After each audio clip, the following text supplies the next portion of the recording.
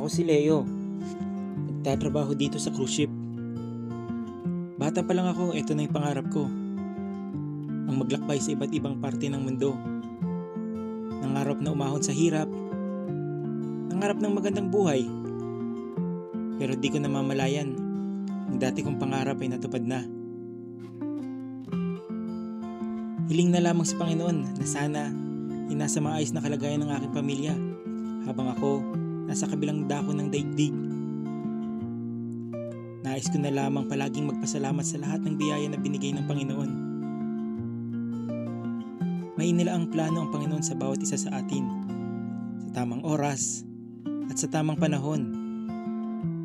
Maaaring hindi natin naiintindihan sa ngayon, ngunit sigurado ako, darating din yun.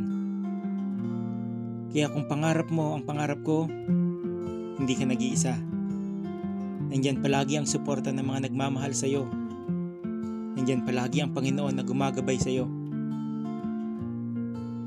Nandito nga pala kami ngayon sa Norway, isa sa lugar na hindi ko inakala na mararating ko. Kaya ikaw, kapit lang, laban lang, at taimtim na dasal sa Panginoon at sigurado ako, ikaw na ang susunod na makakasaksi sa ganda ng mundo.